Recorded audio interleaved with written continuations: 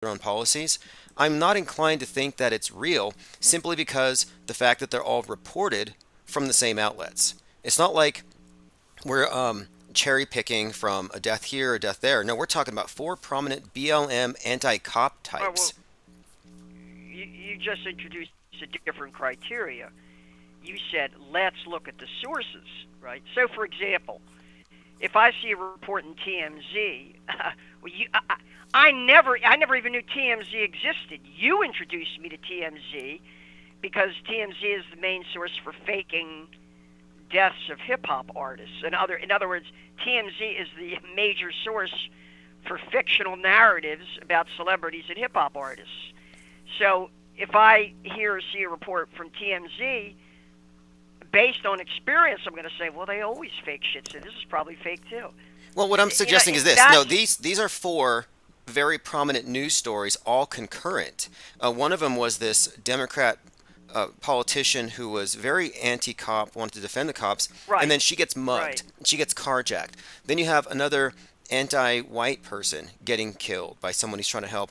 Then you have this BLM activist, again, same story, and then a fourth one. And these are people who are Antifa level in their Twitter rhetoric, who are now well, ironically here's being the thing. victimized by what they facilitated. That to me sounds a Yeah, little conspicuous. They're all happening at once. right. We can really deconstruct this. Number one, we can identify the sources, and I mean the original sources for the narrative, okay?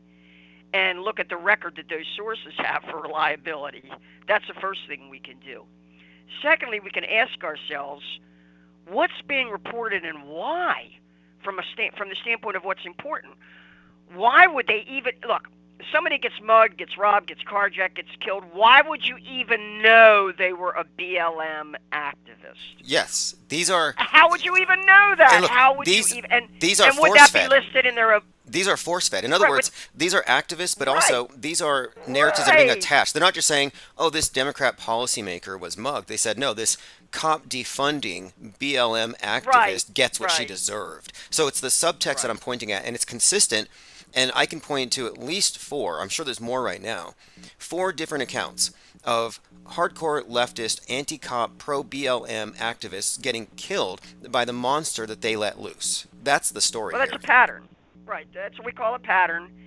And what's the pattern? One, these incidents are being reported. Two, they're all being identified as BLM activists. Well, like I say, number one, who would care? You understand? Crime occurs randomly.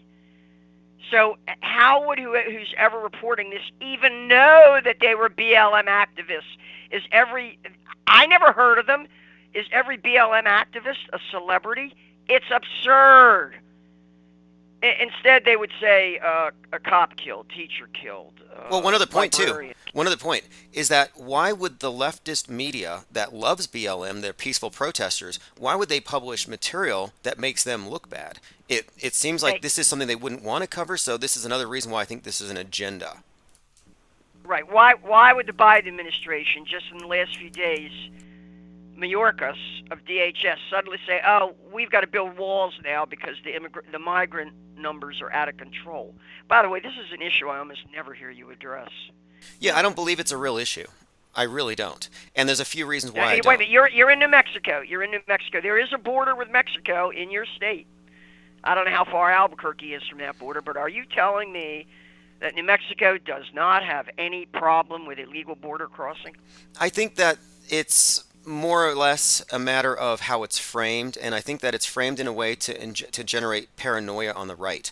And I only see this as an issue on election years, and many of the stories that come out from the right demonizing immigrants seem just as fake as the Well, anti-Islamic extremist right. stuff. Like, I don't have any See, physical evidence for you're it. telling me that all these towns along the border, especially in Texas and in Arizona as well, because I've seen this in Yuma, that are screaming and complaining what this is costing. They've got to put the immigrants up, where they're going to put them, how much. In other words, we've been hearing complaints for years now from Del Rio and from Brownsville and from what's the one that's right across from Ciudad Juarez? El Paso, yeah, exactly. But I'm saying is El that this Paso. this is a staple political football that never goes away, like global warming. I don't think it's as bad as they say on the right. Just like I don't believe global warming is as bad as they say on the left. I think it's a fake issue, but it's very emotional when people see what look to be hordes of migrants flooding over the border. It's like you guys just replay this Well, footage every four I years. just listened. I just listened to a state legislator from Massachusetts on the radio last night, um, being interviewed by Todd Starnes, who's sort of a right-wing radio guy, right-wing radio preacher. And this legislator from Massachusetts was saying we can't handle. We just started getting busloads of these Venezuelans. And he's saying they're spending 25 million a year to house and take care of illegal migrants coming into Massachusetts, and they can't afford it anymore. Now, are you telling me he's making that up? I'm saying it's a political football, just like global warming. I don't think it's a real It's issue. not a real problem. No, no, no, no. Migrants are, oh, I see. So you're saying migrants are as real as global as No, I'm climate not saying change they're is not global? real. I'm saying that the issue, maybe it's worse than the right would like it to be, but I don't think it's destroying America. I don't think it's about to destroy America. I don't think our borders are being, quote, invaded. I think it's just one of these political footballs that they kick back and forth to agitate the nationalist right. But I don't think, like, whites are being replaced. I don't think it's the barbarians at the gate and they're letting them in. It's like Cloward Piven. How many decades ago was that? They're going to let in the immigrants and going to destroy the capitalist system by overloading the welfare state. Like, never happened, never going to happen, in my opinion. Because it's one of these things. If it's a political football that's been kicked around for 50 or 60 years, I begin to think maybe it's never going to be reconciled. Maybe it's more of a narrative than a real thing. I mean, I live in New Mexico. I don't see any indication that we're being overrun. I think it's largely overstated. Is there anybody in your state that is complaining about this as an emergency or an urgent crisis situation, as we are hearing from Texas? Only right-wing politicians trying to secure their positions. On And the, you're telling me they're making it up, I'm saying that it's a or they're fear. exaggerating? Yeah, They're it's an exaggerating. exaggerated fear because the people on the left don't fear the same thing. They fear Americans. They don't fear immigrants. So I'm saying that if it's so partisan to where you can choose to whether be for it or against it and it doesn't change anything, then it's probably not real. Like I don't think we're being invaded. I don't think we're being Okay, replaced. so then how do you explain the Biden administration? Mayorkas just announcing that they're going to have to put up walls in certain places.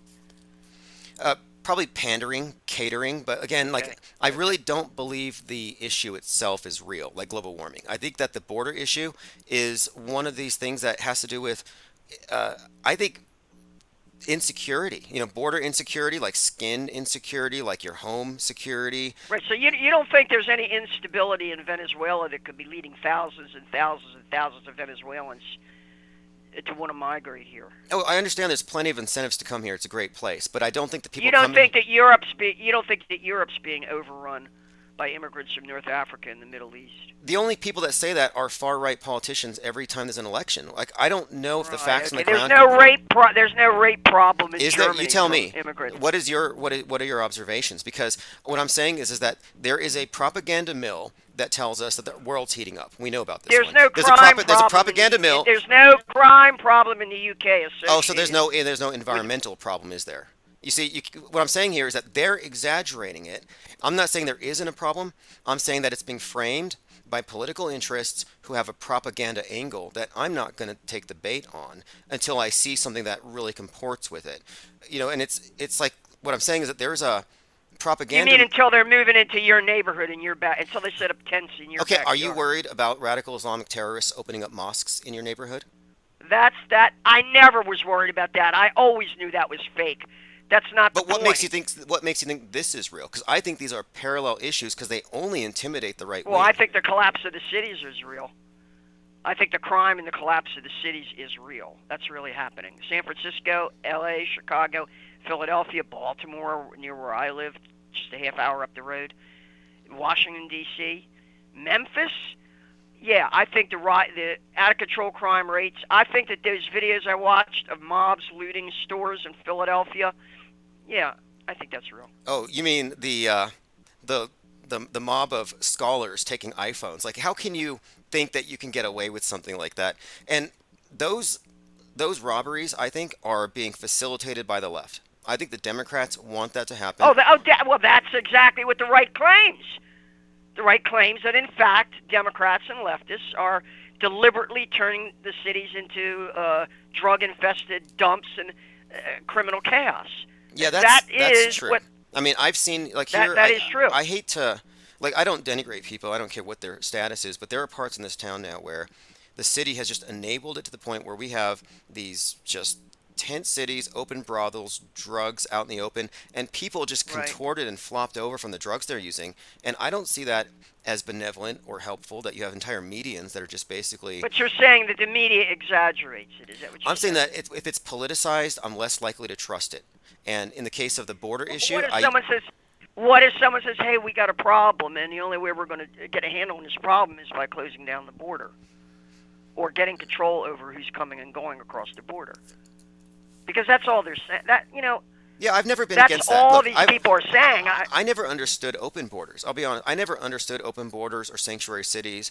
I was like, why would you give people who break the Oh law an no, boy, advantage? libertarians all have always been for open borders, haven't they? I think so, but I've always thought that if you're a nation, you're defined by your borders, and you have to defend these things, and you have to Right. have some kind of vetting. And it was interesting to me that the left, who are totally afraid of pandemics, don't care about closing the borders, which is like a Well, huge, yeah, huge right, contradiction. right, But right. again, And I mean, I can nail that. I can nail that because when the Biden administration took office on January 20th of 2021, the first thing they did was renew the presidential declaration of national emergency due to a deadly global pandemic that Donald Trump had implemented. They renewed that. The second thing they did was to cancel the wall and basically say the borders are open and invite the migrants to come across. And between January 20th of 2021 and May, an estimated 1 million illegals crossed the border into the United States untested, unvaccinated.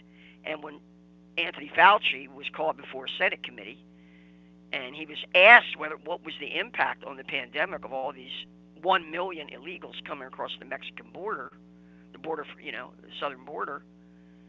He said, "Senator, I have no opinion on that. I don't think that has any impact on isn't the it funny? pandemic." Yeah, it's just funny how like the science takes second base or takes a back seat to politics. Same with race, same with religion. Religion, science, race, these things are all secondary to politics and political considerations in every single instance. But again, the border issue, I'm in New Wait a minute. Mexico. I want to throw out a challenge here. You have a listener in, I believe he's in Florida, John the plumber. Somebody I got a lot of respect for, because he's a plumber for one thing, and also because he's knowledgeable. He's a world wise man. John, I want to know. Is there a problem with illegal migrants coming into the state of Florida? Or is, as Tim Osmond is suggesting here, is that really kind of a bogus issue, an exaggerated, that's being used as a political football? I Yes, want to hear from your listeners, because you're telling me I don't know. I'm up here in Maryland, so I don't know. I don't know what's going on. Tacoma Park is a sanctuary city right down the road from me. It always has been. It's been like a sanctuary city for 30 years. But you're in New Mexico. You're right there on the border, and you are giving testimony right now that this is nothing but a political football, and in fact, it's not an urgent crisis situation, and those who are making it into an urgent crisis situation are doing it strictly for political reasons. yes. They're exaggerating, and they're lying. I used to live in El Paso as well. So I've lived in border towns, and one of the things I observed in El Paso, because I stayed there after I was stationed, and I worked at a mortuary there, and we dealt with a lot of families from Juarez, Mexico, coming over to El Paso and vice versa. And we dealt with funeral homes that were crossing the border. And there, when you say border, it's not like a hard line that separates Americans and Mexico, because the families exist on both sides. There's like this, so it's almost like they say as a cliche, we didn't cross the border crossed us. That's actually Right. true in the Southwest in a lot of instances. So when you see these images of people flooding across the border, it's not like they're flooding the streets and they're going to go run and like somehow run amok. But no, they're people who have plans, and plans to mostly. But they're talking in particular about immigrants from North Africa, from Venezuela. I'm not talking about the Mexicans, the native Mexicans going back and forth, because after all, Texas, New Mexico, Sure, Arizona was sure. once part of Mexico. You, California was once part of Mexico. because people from some So, places can't get into Mexico because they won't take them. They come all the way up here. Remember the beast train that was bringing all those immigrants, and they had the images of the well, trains covered in immigrants coming over. And I think this is all terrorism to scare the right. I think it's a okay. psyop. What about the emphasis on military age males, the They always say predominant? military age males, where are the women and children? Like they're going to stay up Right. in hotels, Yes, they're they say training, that all and then every they're day. going They say that. every 4 years that there's military age males, they're taking up the hotels, they're going to take over your cities. I was hearing this from Michael Savage years ago about how Muslims were pretending to be Mexicans and they were moving in. All of them were military age, fighting age, and it's all meant, I think, by the right wing part of the media ecosystem, that the right wing echo chambers are trying to scare people about border insecurity. Not just the physical national border, but their skin. Anti vax, closed border. I think this is a psyop. And I think it's intimidating to see a bunch of invaders being let in. I think it's meant to intimidate people. And I think it works. I don't think there's actually an invasion going on in that sense. I don't think there's about to be a point where armies are going to be roaming the street from North Africa and Venezuela and they're going to kill the Magas. These are doomsday scenarios that I think are engineered and I think they work. And they bring them out every 4 years. If I hadn't seen this cycle so many times, maybe I would be taking it a little more seriously and reaching for ammo instead of popcorn. But in this instance, I think it's So psyop. you don't think that the NGOs and the United Nations are deliberately bringing boatloads of migrants into Europe and doing the same thing on our southern border? That the NGOs are bringing across immigrants in large numbers, undocumented immigrants. You don't think that these various organizations, trying to think of some of the names of some of them that are really prominent. Well, I would need to see In some other words, statistics, but I the will say claim this. is that the NGOs, Look, the it is claim is true. that the NGOs are conspiring to do this. No, it is true that the leftists love to import new voters. It is true that the globalist types, the ones who are against nations, do want to dilute national pride. I mean, it's pretty obvious this is a long-term agenda. But again, it's definitely a political football. I don't believe that there's any sense of threat or impending doom from military-age males from other countries being imported. I think that's mostly hype. And the fentanyl, what about the claims about the cartels?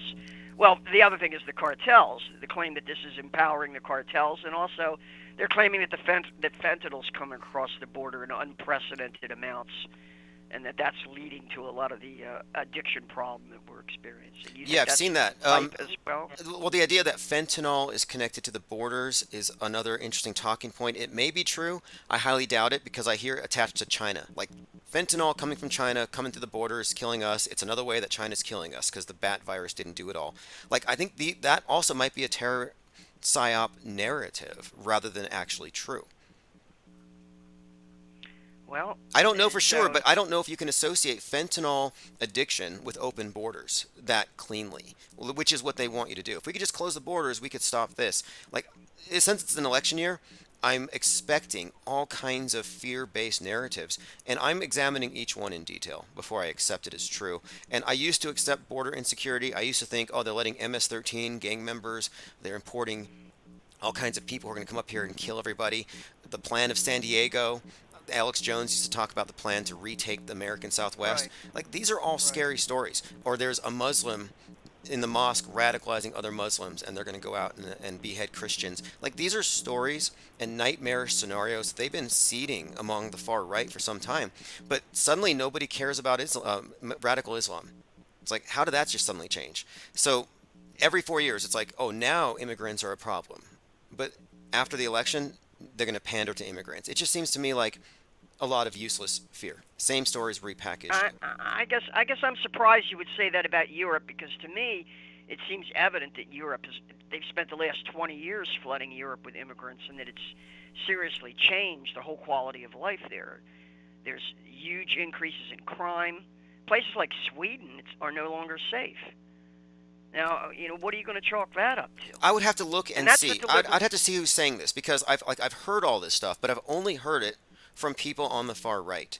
And what I mean is, I need to hear from a nonpartisan source, people on the ground, because the experience of reality through the screen is nightmarish.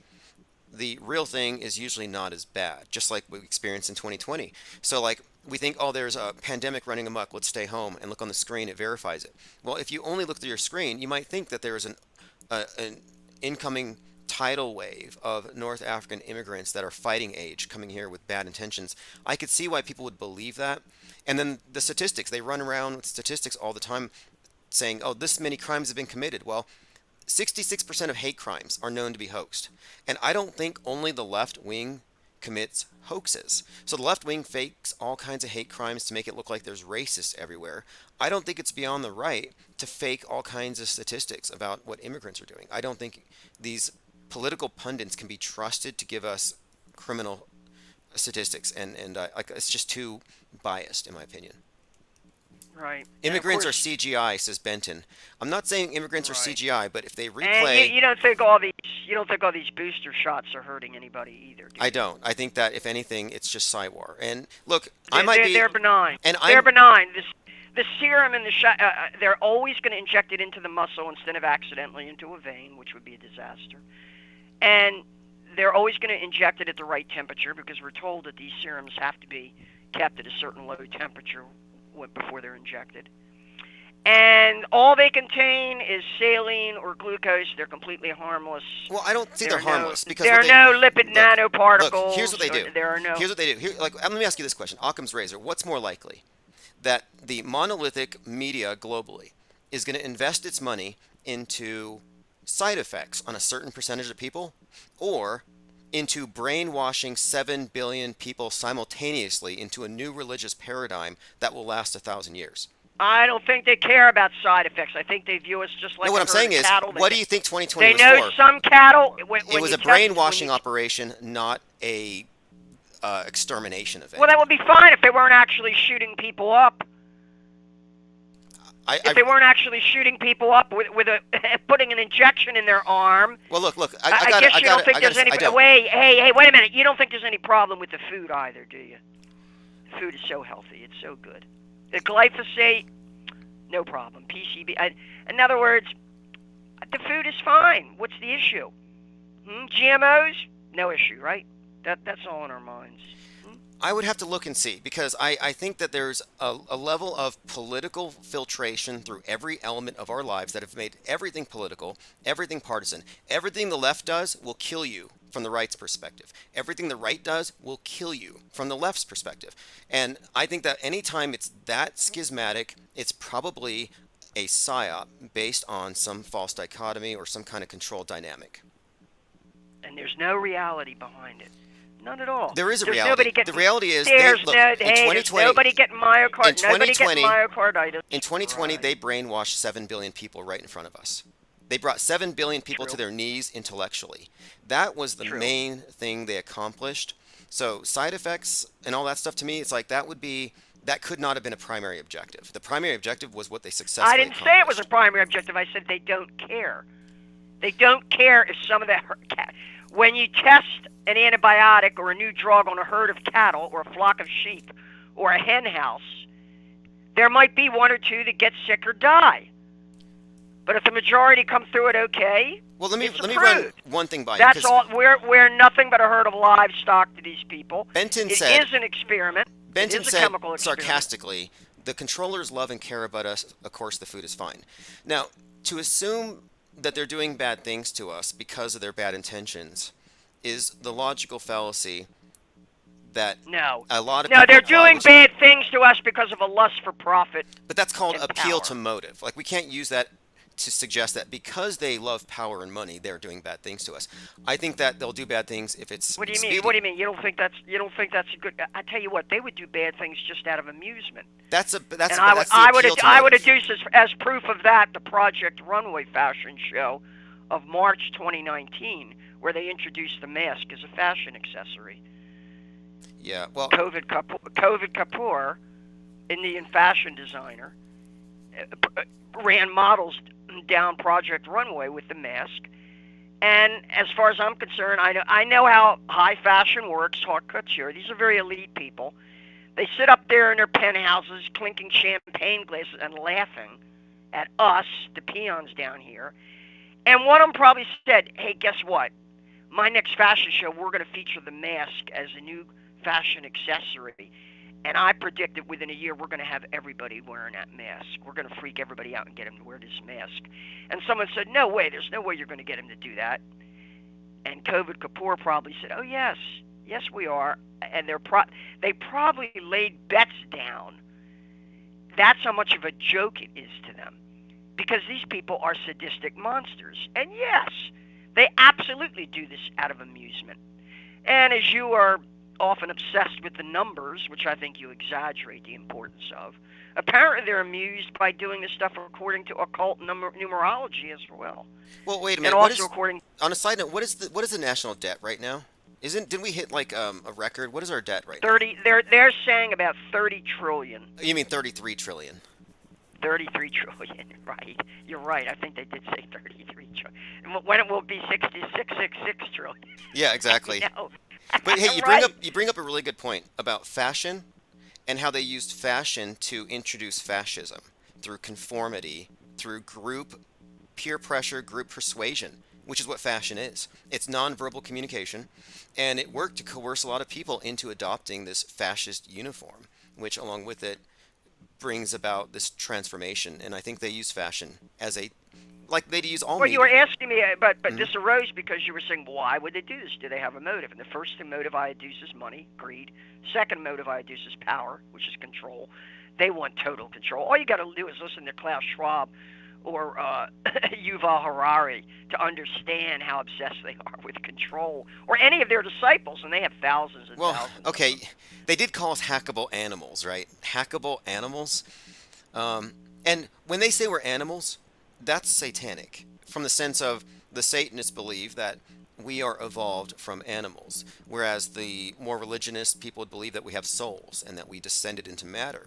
But the idea that we're just animals is a satanic doctrine, I think. It's like we're hackable animals, we're objects in a sense. And so yeah. Well, I don't care about their religion. I really don't. People are entitled to have any religion they want. They're entitled to worship Satan if they want. That's really not my concern. I'm looking at the policies. I'm looking at where the money's spent. I'm looking at the laws they pass. Well, their God is Gaia, and they demand that you sacrifice to Gaia, whether you believe in her or not. Like I had to pay and my. You're not for organizing resistance to vaccine mandates, are you? I think mandates. You lose your job if you don't take the shots. Yeah, you're not for organized. I'm not for organizing on any counter narrative to a mainstream pro narrative. Like no. If people say it's unconstitutional to force us to take these shots, or to force my kid to take these shots in order to go to school. Look, I don't care what Democrats do to their bodies. You say that's, but I don't care what Democrats do to their bodies. I hope. Look, honestly, if the Democrats. I'm talking about people who don't want to take the shot. I don't think that's an issue. But are either getting kicked out of the military. Where is anybody getting kicked out? Where is that even happening people who got kicked out of the military because they wouldn't take the shot. That doesn't make any sense, because to get in, you take a whole bunch of shots. I got in, and you walk down a hallway. It's like shot in your shoulder, right, left but shoulder, these right particular shoulder. shots, so you're saying I was they're full of shots. Because they're very inconsistent. You get full of shots. You get loaded before you even get into the bays where the other soldiers are. Right. You go through a battery of shots. I'm talking like 9 or 10. So to suddenly be against that is very hoaxy. And there was somebody, QAnon shaman, was in the Navy. He refused a vaccine. Oh yeah. And I wanted. That's I wanted. very I shady. promised myself I promised myself if I got on the line with you, I'd bring this subject up, because I think you're a little geographically closer to it than me. The Phoenix Enigma, who I call the Phoenix Enema. This is the guy that really pushed the Isaac Cappy narrative. Now, you have a Facebook page. You probably never look at it, but I post there all the time. It's called Tim Osman. And I posted an entire thread. The Isaac Cappy narrative is still alive and thriving. And there are grifters out there still making money off of it. Really? And there are people, yes, and there are people who are saying that he's still alive. Phoenix Enigma, and he's the one who interviewed Q Shaman before January 6th. Exactly. That's He's right. got I posted a link on your Facebook page, Tim Osman, to a 3-hour interview and the Phoenix Enema, as I call him, I won't call him the Phoenix Enigma, I call him the Phoenix Enema. His name is Corey Field. Corey Fielding or Corey Field, what's his name? Corey's his first name. He says, he boasts that first he calls him Jake Chansley, and then he calls him something else. So I guess the QAnon shaman has several names. But Phoenix Anima boasts that he and Jacob Chansley have known each other for years in Phoenix, Arizona, Wow. and they have been to many demonstrations together. Wow. So that's big. and That's actually a pretty bombshell thing there because yeah, I wish you'd look at some of the links I posted on your Facebook page, because I post all these links to this stuff about Isaac Cappy it's still being promoted. It's still being promoted. The Isaac Cappy narrative is still going on, and there's a lot of like sub narratives to it. There's a lot of like sideline plots like Defango and Nathan Stoltman of LTV, who apparently has lifted the veil. He's apparently fallen off the wagon and been sent to a mental hospital briefly and arrested and all kinds of. And who else is involved? Oh, does he have a in mugshot? Did he put it on a shirt? Yeah, I don't know. I don't know if they mugshotted him or not. They said that when they arrested him, he was barefoot or something like that. But of course, I can go into a whole history of him because I followed him pretty closely. I think it's interesting that wasn't he in a John Waters movie, which is really interesting in itself. Yeah. John Waters is from Baltimore, right up here. I knew John Waters, not real well, but I used to run into him when he was making his movies. Everybody in Baltimore knew him. Yeah. Well, he's famous for being a, I guess, independent underground trash filmmaker. Well, what Nathan Stoltman did was this. He really had a good thing going early on because he was exposing hoaxes. And in particular, he did a great expose of the San Bernardino terrorist hoax. You remember that? That was really obvious. Oh, yes. When they brought the media, yeah, that was like so transparent. But he took an interesting approach to it. He was showing how it was all a business arrangement between the establishment there in San Bernardino and this Ross Perot Jr., who was getting ready to invest all kinds of money in real estate redevelopment in San Bernardino. And basically, this Psyop, this San Bernardino Islamic terrorist Psyop, was an Islamic shooter or something like that and killed another mass. But this was a combination of terrorist attack and mass shooting. It was something along those lines. And he was showing how this was playing right into the investment plans of Ross Perot Jr. and that it was a total hoax. But then Nathan Stoltman did something really strange to me. He turned around and he brought Isaac Cappy on the show. This is even before Isaac Cappy was on Alex Jones. And he built up Isaac Cappy. And then he had this real creepy character named Vegan Mikey, who I think his name was Michael Whalen, who everybody's claiming is now, he was basically a crack addict or something like that. And he brought on somebody else named George Schurter. And they were all telling their tales of pederasty up there in Portland and basically feeding into the Pizzagate narrative. I was really disappointed that Stoltman was doing this because he had been doing really legitimate research, but here he was really discrediting himself by bringing these clowns on, propagating, making claims that there's no way. Like Isaac Cappy accused Tom Hanks of being a pedophile, but brought zero evidence to the table, and now we find out that Isaac Cappy was a junkie. He was a drug addict, and he was basically trying to get a fix. And he was smearing these people in order to get clickbait and to get a fix. And he was involved in financial schemes. Yeah, there's a whole narrative around Isaac Cappy, because this whole milieu is full of drug addicts and crackheads. Look at Mike Lindell. Oh, yeah, Look at Mike Lindell. There's a crackhead with money. Once a crackhead, always a crackhead. And I'll tell you about RFK Jr. Once a junkie, always a junkie. No, RFK Yeah, except Jr. of course he's a rich junkie. He's a rich junkie with family connections. But believe me, and if any of your listeners out there who've ever had to deal with a friend or a family member that became addicted, they're never the same. They're never the same. It really changes their brain chemistry in such a way that the difference between lies and truth mean nothing. Yeah, that is the thing. That is the thing, because their need takes place over everything, and it's really I guess, a testament to the human willpower. How you can get anything when you tune into it, but just they tune into the wrong things, and they will Right. jump through I any want. hoops. Yeah, I want you to do. I want you to maybe do a bit of a dive into this Phoenix Anima character, because apparently he's well established there in Phoenix, and like I say, his being positioned to promote the QAnon shaman, who he claims to know as a friend for many, many years. That's you big. know, That's your big lead here. I'm gonna follow this one yeah, because the yeah, fact that he knew Q Shaman, and I think Q Shaman was even in the same town as Ray Epps for a little while, and they had run into each other before. Like right, these are connections that show you that they're part of some wing of the government and they're just plants, as if it wasn't obvious. And Q Shaman went from being chastised by Jones to he's basically taken David Icke's role in the info warriors community as their shaman, as their person who has like the new agey perspective. And it's like, how did he get such credibility? All he did was dress up like a buffalo and run around like a moron, but suddenly he's some kind of freedom fighting. and the Phoenix Enema at latest report is now admitting that it's possible that Isaac Cappy didn't really die, that he faked his death. Well, Really? only 4 years or 3 years behind. You know, he's finally Yeah, catching up to right, that right, possibility.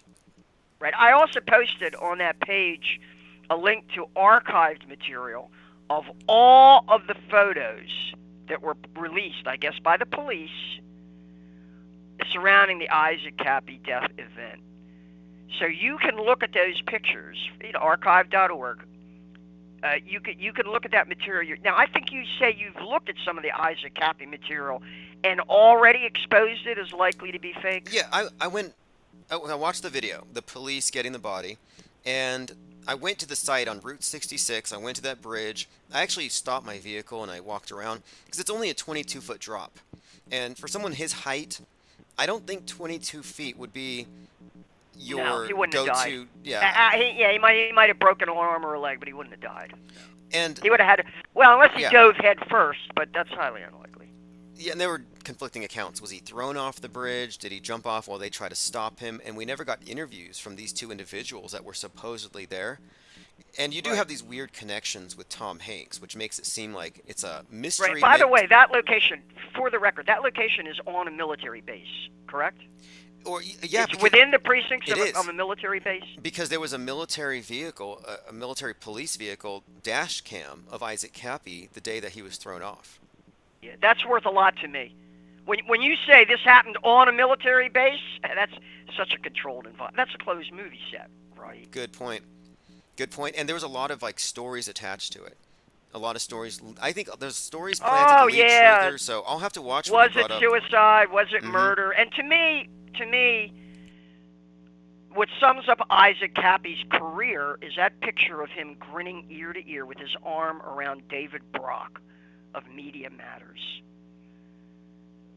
And I don't know why he did that.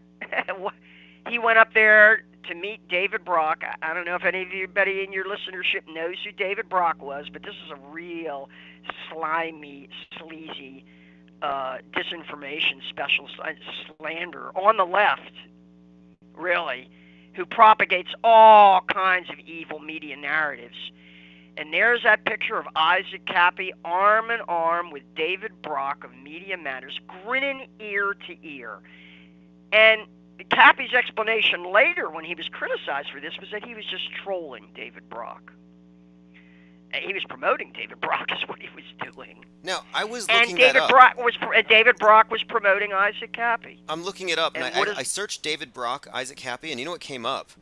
Dane Cook hosting game night parties with multiple teenage girls, and Isaac Cappy was a witness to this. I remember some story about that. But yeah, there's some trails here to follow because Isaac Cappy was popular among the Q people because he seemingly had all these insights. Yeah, Isaac Cappy was Pizzagate 2.0. I He- guess QAnon is Pizzagate 2.0, really, but Isaac Cappy was maybe Pizzagate 1.5. He because- really did give it credibility that no one else could. Oh, he did, but right, he openly accused Tom Hanks of being a pedophile, but brought no evidence. He accused Seth Green, I don't know who Seth Green is, but apparently he's important in Hollywood. I never even heard of him until Isaac Cappy brought him up, but everybody seemed to know who he was. Seth Green, who, by the way, has children.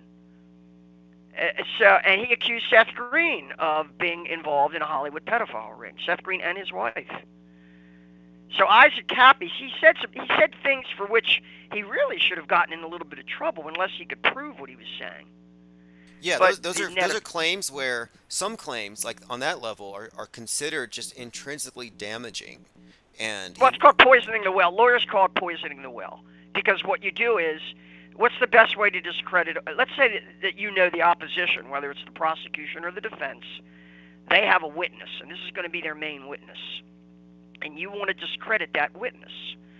Well, all you want to do is make that witness refer back to something that witness has said or done that would damage their credibility, and then blow that up.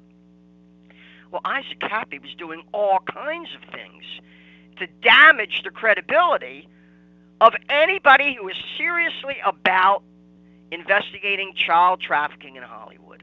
What Isaac Cappy was doing was saying, well, we can make all these wild claims against these celebrity figures and not bring a single shred of evidence to the table. We can just indict them by smearing them. Of course, somebody sees that, and they're going to say, well, you guys must be lying about everything. yeah, that's a great point. This is definitely a well-known And lawyers technique. call it, Yep. lawyers call it poisoning the well. It's also, sometimes you can call it a red herring, and there's also sheep dipping. I seen Sheep dipping is an article on it called Data Poisoning, where it said, if you Yeah, can't yeah. bury some bad news about yourself, flood the zone with 10 things even Right. worse, and then suddenly you can't get that one fact to stand out anymore. And it right, works. like adrenochrome. Hillary Clinton eats babies, and well, maybe there really is child trafficking going on. I looked at that Laura Silsby story about the Haitian orphans that she was busing into the Dominican Republic, and how Hillary Clinton rushed down there to get her out of jail. And I thought, I don't know, maybe they are covering up human trafficking. But nothing discredits that investigation more than a fool like an Isaac Cappy going on social media and making all kinds of claims with zero proof behind it. And that's what Vegan Mikey did with the Portland, the donut, there's a donut place up in Portland that Oh, sells yes, like, yes, I don't know, zombie donuts or something. So, in other words, you're thinking that Yeah. Cappy's like a red herring himself, where you have this issue coming up, and now suddenly this colorful character who seemingly has some credible connections makes these Has claims. all the Everybody's attention. yeah, he takes all that attention away from. I Yeah. can see that being the case with him, especially because he supposedly had all his info, but he never went to the police. He just inconveniently died before he could tell anybody anything. I'm gonna track down that picture of him with David Brock grinning ear to ear and post that at a few strategic locations, because that seems to be forgotten now. Everybody wanted to sweep that under the rug, and of course after that happened, I called up Nathan Stoltman. He still had his show on the air, and I said what you're doing. I said you were doing really good work exposing hoaxes. But now what you're doing is intellectually dishonest, bringing these characters on there with absolutely no... Another one he brought on was Sarah Ruth Ashcraft, which is a pseudonym that stands for, I guess, Satanic Ritual Abuse, SRA.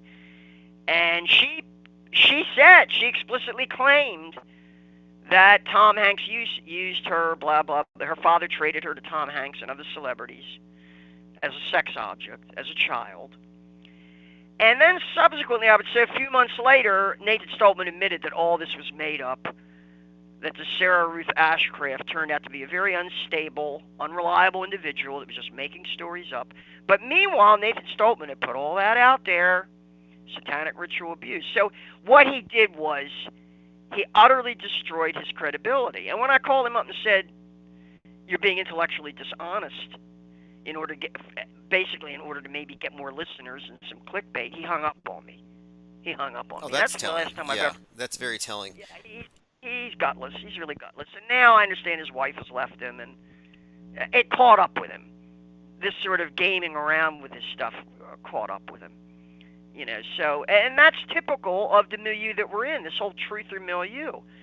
There are people who, if they see it, I know exactly what went through Nathan Stoltman's mind. He said, "Wow, this Isaac Cappy, I want to get him first. I want to get him before Alex Jones," and he did. He had him on his show before. You know, when you see somebody go in one venue and then go on Alex Jones, you know they're being promoted. What's next, Joe Rogan?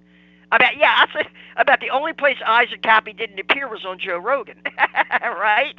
Right, right. I see your point. Yeah, he's definitely a plant. I think he did the job he was tasked with doing. I don't think he's dead. And I have the picture of him on the screen, me and David Brock with smiley Yeah, emojis. Very yeah, that's interesting. such a giveaway. That's such a tell because who the hell would want to be arm in arm with David Brock's great? I mean, doesn't he have his arm around David Brock's shoulder or something Oh in that yeah, they're picture? hugging. They're hugging very, very close. Yeah, they're hugging, you know, grinning ear to ear. That's just everything you need to know about who Isaac Cappy is or was and what his role is. Okay, well, I look So yeah, forward anyway, to deep diving into this rabbit trail of Phoenix, Enema, Enema. Isaac We got to Cappy. start calling this the Phoenix Enema. I know he calls himself the Phoenix Enigma, but there's nothing enigmatic about him to me. To me, he's just a grifter out for the money. So I call him, and also he's blowing smoke out of his ass. Yeah, I want to So look I into call it. him. I'm surprised that there's an Isaac Cappy industrial complex. I thought it was done. There is, there is. It hasn't died. It hasn't gone away. It's as big as Q. Not quite, but they're still running that narrative. It's an ongoing psyop. So yeah, Awesome. check that out. All right, let me let you go. You probably got some other callers that want to get in. It's been Cool. good. I like talking to you. Thanks for the call. Yeah, call back anytime. We're going to try to do this more this time of day as well. So stay tuned. Have a great day. Good for me. Will do. Yeah. Awesome. Yeah, for those of you who don't know, I got a job again. That's two job interviews, two successful job interviews. Offered a job, and the background check for some reason prohibited me from from having the position. They actually fired me. They hired me and then fired me. Well, I wasn't fired. I was just unhired twice. So I'm going to be doing this in the meantime until I find something else to do with my time. I'm going to be doing this and art. And the art actually has been picking up. I have about almost 600 sales since January, about 60 routine bidders. And I'm working on a series of art cards that might interest many of you who have any sort of interest whatsoever in penguins. So just something to look forward to. But yeah, I'm not going to sit around just job hunting all day. I'm doing it while sitting here at the office, and that means that more than likely we'll be live in the mornings as well as the evenings. Yeah, thanks, Lynn, for the call. We talked about a number of things. The border situation, the other issues related to the Psy war in general, what's up with these leftists. And this is very fishy to me. We have these four liberal anti-cop BLM types getting killed by what they've unleashed into society. And the timing of it is very suspect to me. Just the fact that this is all happening at the same time. We're talking about a video of a stabbing victim standing there beside his BLM activist girlfriend. We have a journalist trying to help a homeless man. He was very much against white supremacy, very vocal about it. He gets shot by someone he's helping. We have a BLM supporter who gets bricked to the face, brutally murdered, just the worst thing you can imagine. And she was also a BLM type. And this guy, by the way, the one who was stabbed, was gloating when Rush Limbaugh died on his Twitter feed, and many people are sharing that. And then you have this Democrat Party official carjacked, mugged. Obviously, it's fake theatrical blood in that one. But my point of it is the not so subtle irony. This is what is suggestive of a broader storyline or narrative. What is the narrative when you have the same type of event happening in multiple places? Like, for example, about 3 or 4 months ago, the story was this black teenager rings the wrong doorbell, gets shot. These cheerleaders get in the wrong car, get shot. Little girl throws a basketball, goes in the neighbor's yard, her dad gets shot. Somebody parks in the wrong driveway, gets shot. All these wrong door shootings, that was a thing for like 2 weeks. America's a Wild West. People are just shooting each other. Well, that stopped. And that's what replaced the train derailments. Every other day, it's another train derailment, another train derailment. How come that's not a story anymore? Now, all of a sudden, this is a story? Suddenly killed by people who are trying to help. And it's just repeatedly, again, this is the same storyline, and the reactions are the same, and the people who are responding to it are the same Twitter pundits, the big channels like Andy No. Oh, here's another one. Here's another one. So my point of it is, we're being directed to notice this. Leftist saviors dying by their own bad policies. Here's Andy No.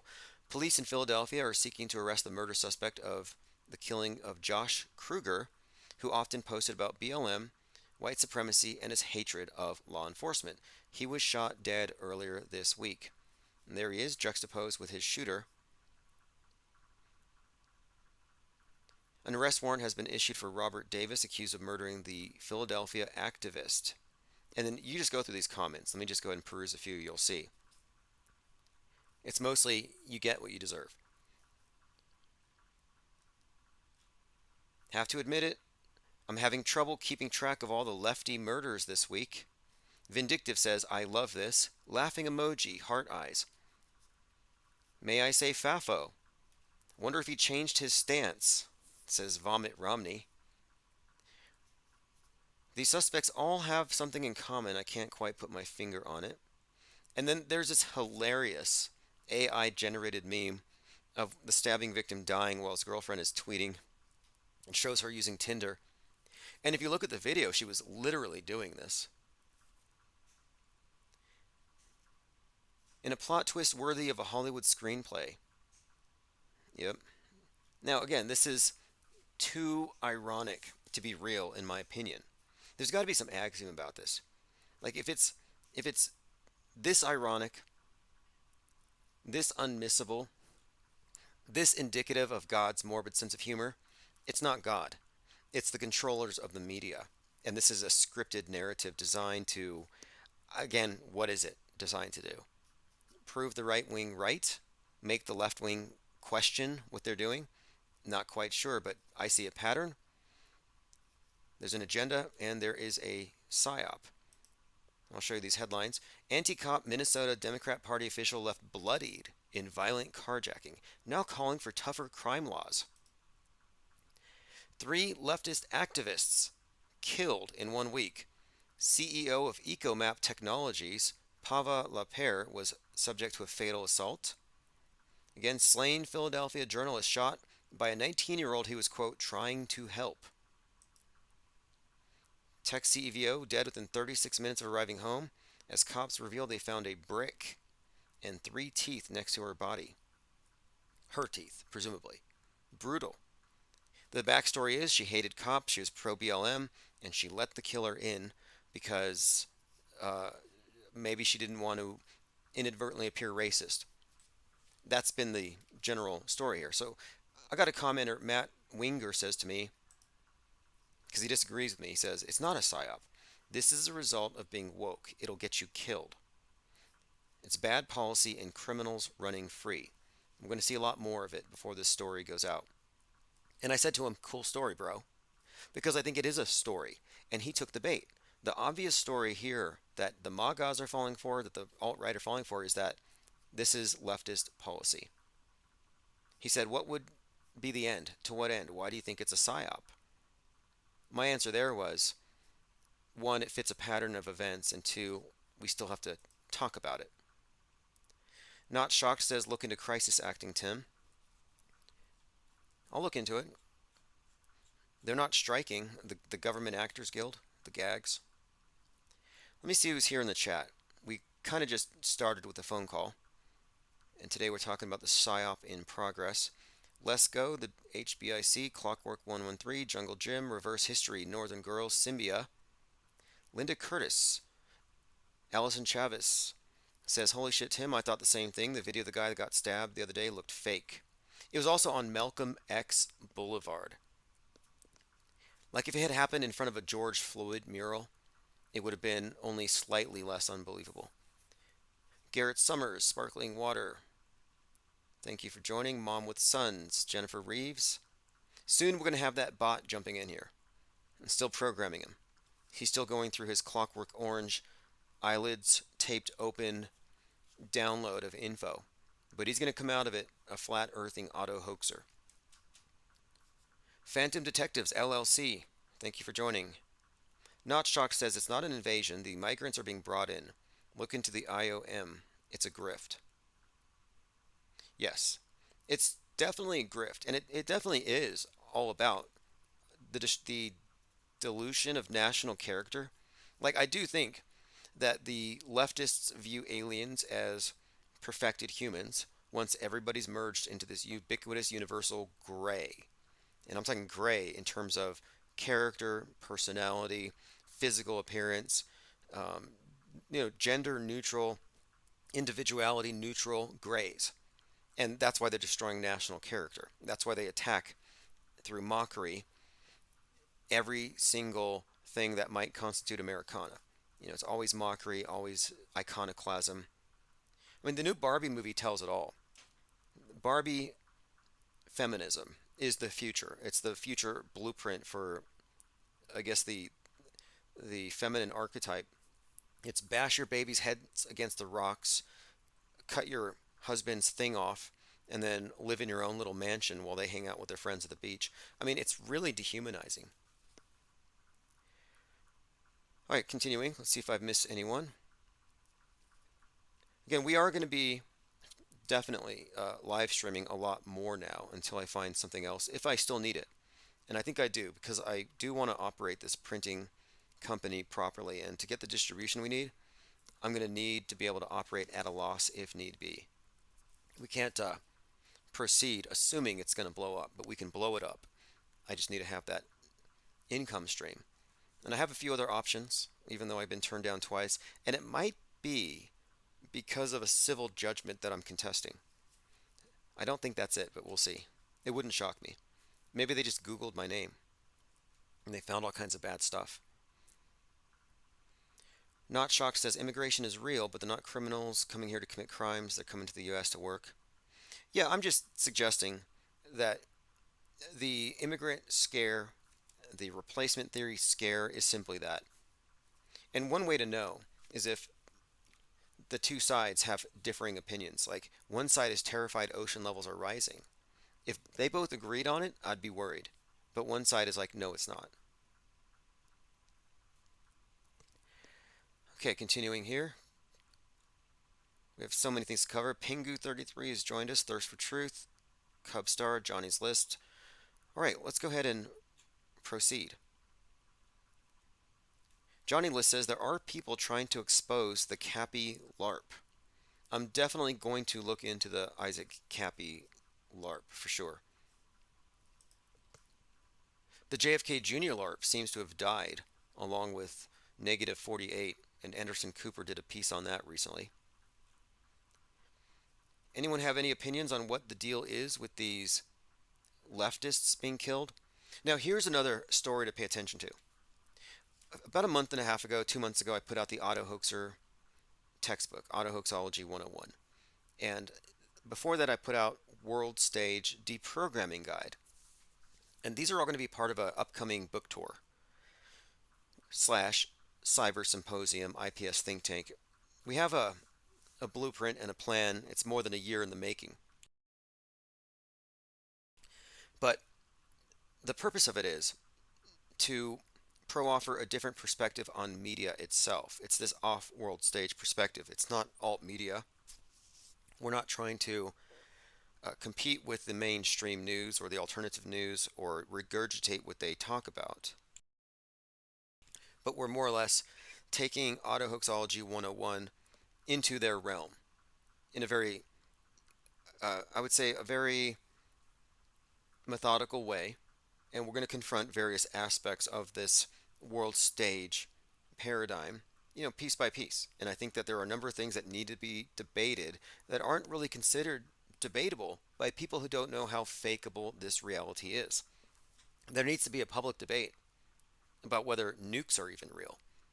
Like, when is that going to happen? Well, it needs to happen. There needs to be a long, drawn-out conversation, and it's going to happen in a series of these cyber symposiums. The first one's going to be held here very soon. Now that I have a little free time, it's going to happen this month. I just need to decide on a date. I'm going to invite some people over, and we're probably going to confront the ISS.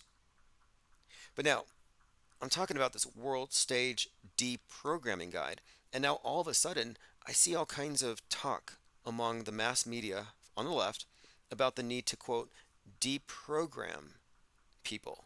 Deprogram. I'm talking about deprogramming. Now they're talking about deprogramming.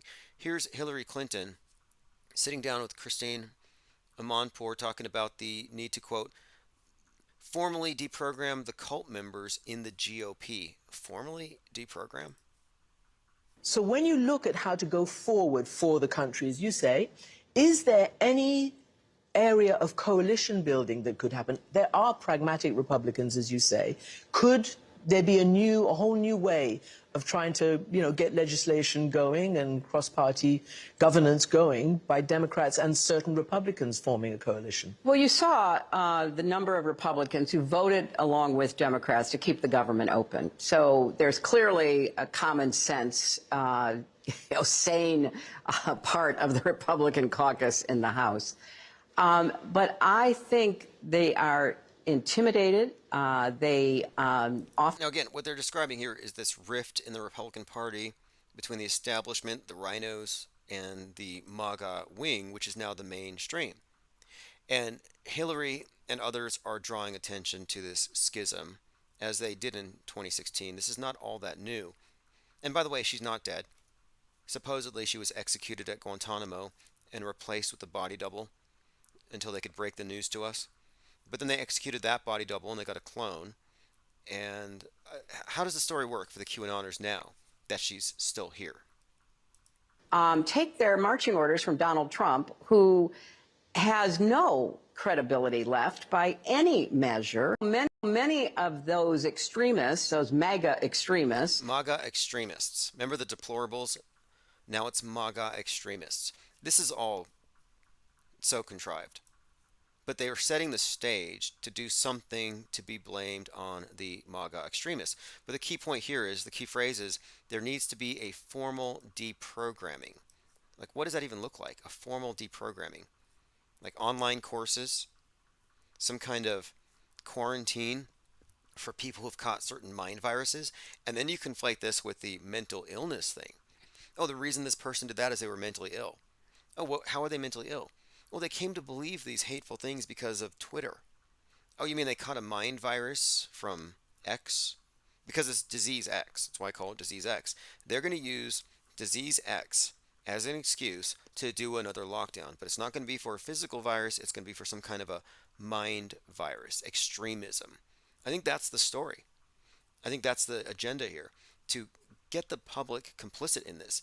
And back in, right after Parkland, Donald Trump had even Area said, of coalition. there was a point where Donald Trump was talking about the Nick Cruz, and that whole Nick Cruz there's a whole story there, kind of worth following. But one of the storylines was that he was mentally ill. So the left will say, no, it's because he was a Nazi. He's wearing a MAGA hat. He liked guns. It's because he was a racist. So the left will say it's because of racism and gun culture. But the right will say, oh no, it's because of mental illness. Well, Donald Trump came out after that shooting. This is in February of 2018. And he said he slipped through the dysfunctional mental health system. And it was mental illness. And Trump blamed it on him being mentally disturbed. And at this time, he was very open to the idea of involuntary commitments. Very open to it. And I'm just saying that this is part of this same agenda. Trump said, I think mental health is your main problem here.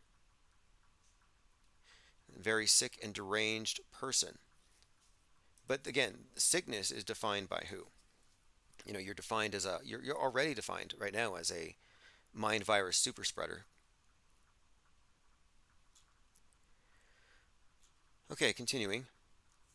MAGA extremists, by the way. It's the new key term. And there's a lot of references to Trump and his rhetoric about his recent travails, which are all there just for him to get political support, if anything. It's not even slightly damaging. The right wing isn't principled conservatism or anything like that.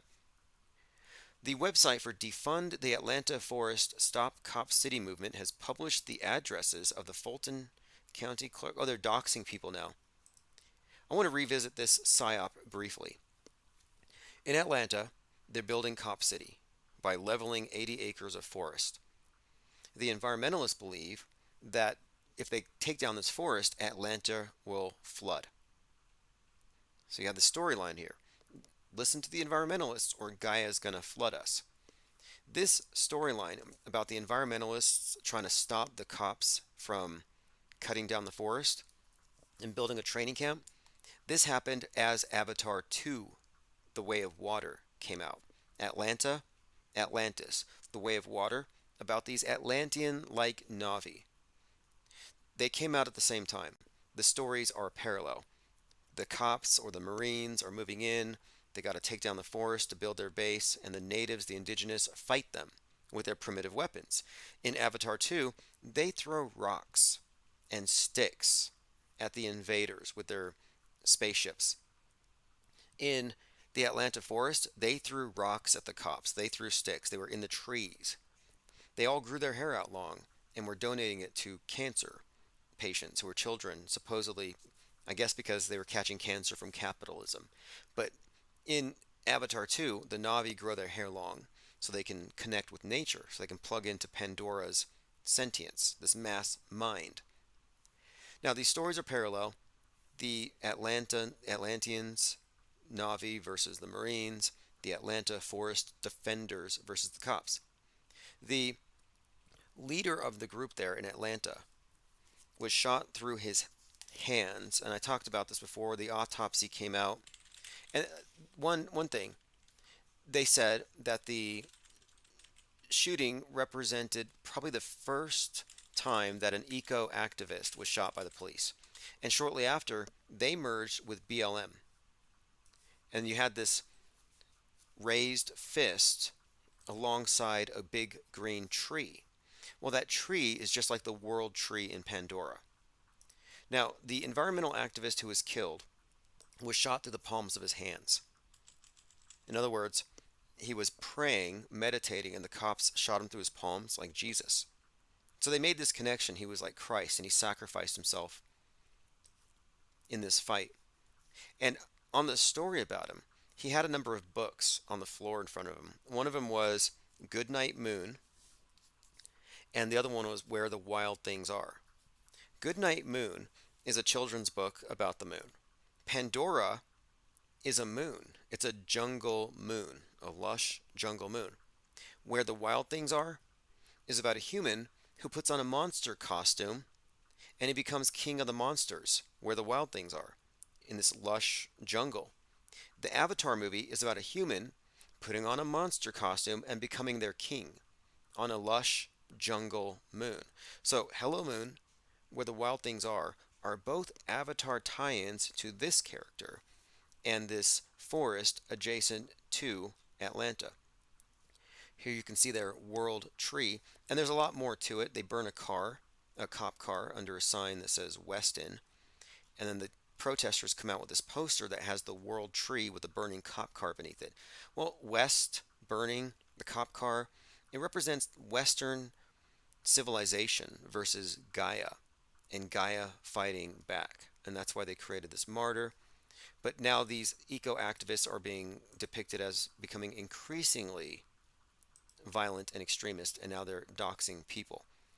It's the violent Antifa-linked conspiracy out there.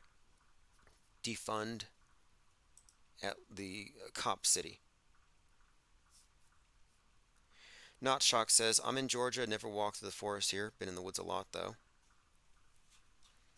Well, I've been following this story since it emerged, and it's just one of these things that I consider concurrent programming, where the Avatar movie was going along with this WEF environmentalist summit where they were emphasizing floods. Then you had this Atlanta thing. And I would even say that the movie Avatar 2 is the blue marble of this generation. That NASA gave us the image of the Earth to get us to conceive of Earth as a singular entity. And this is where environmentalism had its start, when we could see the world hanging in the darkness in peril because man is killing it and we need to, save it. The environmentalist movement was catalyzed by the quote blue marble. And the Avatar movie is just blue. You're bathed in blue. blue water, blue skies, blue characters, and it's hours and hours long. And it's all by James Cameron, who's deeply enmeshed in the metascript from 9/11 to the bigger agenda with environmentalism. Even his Terminator movie, he's the one who said that testosterone is a toxin. Well, this is the period of time where toxic masculinity is being dethroned, it's being destroyed. In fact, masculinity has been labeled as a toxin.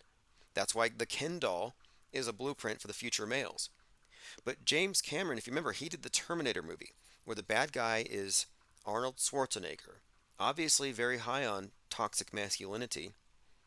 T2, high on T, and he's going after the Savior, JC, Jesus Christ. But the whole story of it is basically that the bad guy for years has been the guy with the big gun, the big Marine looking guy, this Terminator character. It's like the archetype of what the West's enforcer, because the Pandora story is that its Marines have to basically dominate so that they can bring in the capitalism. And one more point, Pandora was sentient. And in the movie, it opens up with Sigourney Weaver, from Alien and The Abyss, all very pertinent when you get into the symbolism, all these different movies. But she points out that we found out that Gaia was alive, but we killed her basically. That's why we're going to Pandora. And they don't want anybody to know that the planet itself is alive, because then you might want to defend it. In the movie Avatar 2, the Na'vi can plug their long hair into anything, into a tree, into a fish, and you can talk to the world. The Gaia concept of a living planet was adopted by the World Economic Forum with their Global AI Alliance. Well, they want to integrate AI with government globally. So they want to make the globe sentient. Gaia worship. Okay, let's move on here. There's some story about Joe Biden's dog having bit 11 people. Maybe there's something to it. Canine 11, not quite sure yet. I think we talked about this last year. This is a quote from your president. I got out of the shower and my dog was there. The little pup dropped a ball in front of me for me to grab the ball. This is when he chased after the dog, naked and wet. He said, I'm walking through this alleyway to get to the bedroom, and I grabbed the ball and I ran. And I'm running after him and I grab his tail, and then he slid on a throw rug. And then I tripped on the rug. Oh man, that's not a very exciting story. Actually, it is. So he's chasing his dog naked, and he slips on the rug. It's like a cartoon, like Tom and Jerry. Anyway, not my president. Let's go through the minds.com. We had a lot of things to go over in these last few days, and we've been out. We talked about Mike Rothschild being executed at Guantanamo in between the Rock and... Is that... I believe... Yeah, that's George Clooney. They executed George Clooney according to Q, or Q believers. Isn't that sick that the MAGA band is constantly obsessing over these corrupt Westerners getting murdered? But they celebrate it. But they're actually saying Mike Rothschild was executed. I brought this up because I finished his book, Jewish Space Lasers. Highly recommend it. In fact, here's something I want to say. If you're going to posit some kind of centralized world control by Jews, and you have not read Jewish Space Lasers, then you have no basis for saying so. In other words, most of those claims about this is like a 200 plus year old conspiracy about Rothschilds controlling the world, etc. Most of these claims are actually rather specious and absurd and made up and recycled. It's an old recycled story. Here's a review from Penguin Random House. But it's due diligence. If you're going to posit that this is the way things are, then you have to read this book now, because it's actually the definitive book on the subject. About Jewish space lasers, This book looks at how one family, the Rothschilds, became a lightning rod for conspiracy theories for the last 2 centuries, and how these theories are still much alive today. For more than 200 years, the name Rothschild has been synonymous with two things: great wealth and conspiracy theories about what they're really doing. Almost from the moment Mayer Rothschild and his son emerged from the ghetto of Frankfurt to revolutionize banking, they've been the target of myths, hoaxes, accusations, and constant virulent anti Semitism. Over the years, they've been blamed for the sinking of the Titanic, the Great Depression, and the pandemic. Mike Rothschild, who's not related to the family, sorts out the myth. Who were they? Do they really have $500 trillion? Who's controlling the British money supply? How much of this is true?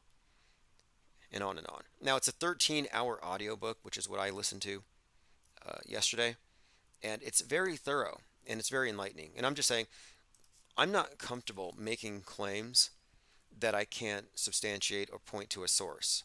Like, I'm not going to say the Jesuits control the world.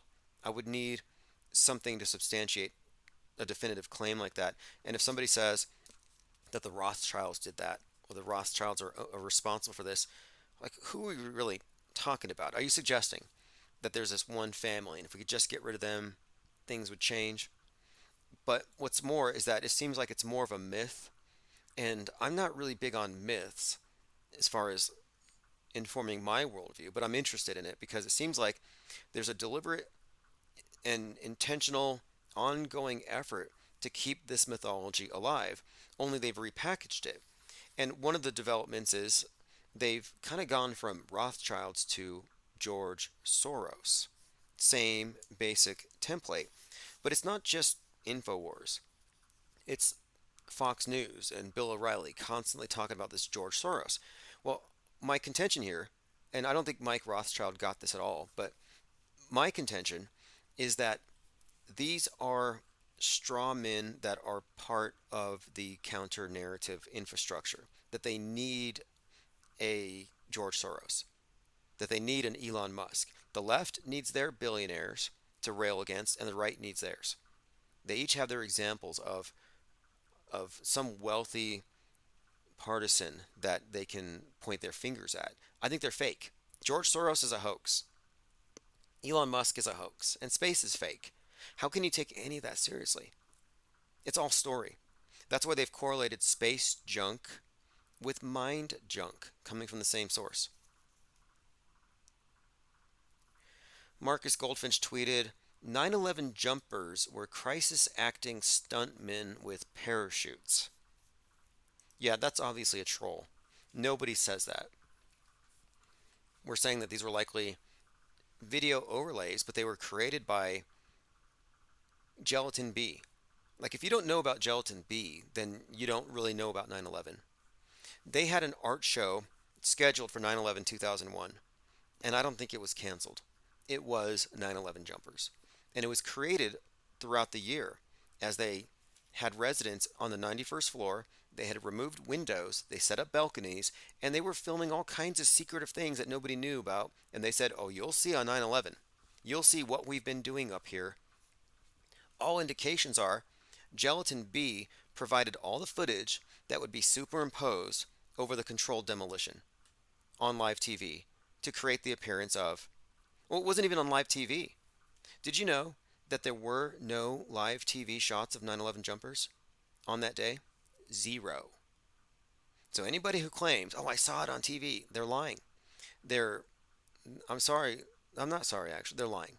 I mean, there's just a point where if you're going to accept a belief system, you're going to become dependent on other people's interpretations, and you might be a liar by proxy. Not Shocked says, stories run the world. Yeah, that's exactly it. Another tweet from Marcus Goldfinch at Goldfinch Files. I've eaten bat soup more than a few times this summer, so I got myself tested. No COVID, just AIDS. Okay, I'm not going to follow that person anymore. Another tweet from Andy No. Unearthed social media posts from murdered Brooklyn BLM Antifa activist Ryan Carson shows a history of celebrating death and violence towards conservatives. He was stabbed in the heart in a black Brooklyn neighborhood. This is the individual that was stabbed. And he did tweet here, "Hell yeah," when Rush Limbaugh died. Quote, died. Did he even die? Or did he just get off the stage so he wouldn't have to answer for January 6th? Look at this. Rush Limbaugh, dead at 70 something. Now, Limbaugh had been on the air on EAB for Excellence in Broadcasting for 33 years. Interesting timing. Benton says AIDS is fake. AIDS is fake, but mind AIDS is real. Body AIDS is likely fake, but mind AIDS is this. It's a person with no mental immune system. They see it on the screen, they believe it. Mind viruses do not exist, or they should not exist, rather. If you define it as like a belief that you catch that requires no conscious consideration or deliberation, you just believe it because you were in the proximity of it and you heard it, it shouldn't exist. But it does, because we have auto believers. Auto belief is actually just a symptom of mind AIDS. It means they have turned off their mental immune system. It's been switched off. And if you don't have a mental immune system and you catch every mind virus, what are you? Well, you're a patient. You're mentally compromised, and it's a big deal. It's a big deal that people don't know real from fake. But there are so many that it's easy to live your entire life not knowing that everybody else, including you, are not in complete concert with reality as it actually is. That's how powerful this echo chamber is. Now, Not Shock says it's real if you believe it's real. In a sense, Munchausen syndrome would explain a lot of this. And there are many people who not only like the attention of being sick or being caretakers for the sick, but I think a lot of people are just, what is it, hypochondriac? Susceptible, suggestible, and then you have decades of predictive programming. Okay, moving on. We're talking about dead leftist saviors being a recent trend. Now, there's quite a lot more for Donald Trump and the head wound narrative. This is a magazine cover. I'm not sure what it's called, Samana, and it has Trump with a black eye. Now, this is again more predictive programming for something that's coming. Now, this is incredible. This is an indicator of it being a hoax as well. Another reason why I think this event might be hoaxy. The guy who was stabbed, Ryan Carson, yeah, he has a GoFundMe account. Now, this is consistent. Left-wingers or crisis actors on the left always get GoFundMes. Right-wingers get Give, Send, Go, like Daniel Penny got a Give, Send, Go, the biggest one ever. But here he is with his GoFundMe, which pretty much tells you everything. But it's even worse than that. The money isn't being raised for his family. It's being raised for his friends so they can fundraise enough to, quote, take time off work. Hey, everyone. We are a collective of Ryan's close friends reeling from a brutal loss.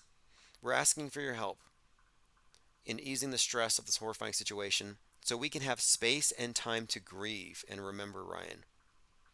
Immediate needs are to offset the costs of working class people taking time off work to properly mourn. Okay, now this is another agenda. This is actually a big one. I think I just picked one up here. This has to be. We're talking about class warfare, and these are working class people.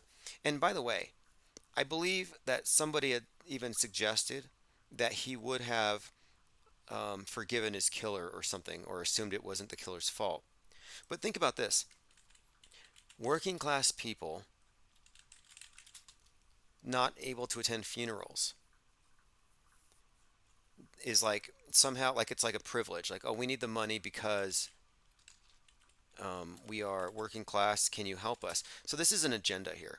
I saw the same agenda associated with Nancy Pelosi. Yeah, check this out. Nancy Pelosi was at Feinstein's funeral while she was evicted from the Capitol. And this was pointed out. They were like, how can they evict her when she's at a funeral? Look how cold they are. These people on the right wing. They won't even give you time to grieve. And she had to explain it. Yeah, I'm sorry I couldn't clean off my desk. I was at a funeral. News. As one of the first acts as the acting speaker, Representative McHenry ordered Nancy Pelosi to vacate her Capitol hideaway by Wednesday. Please vacate the space tomorrow. The room will be rekeyed.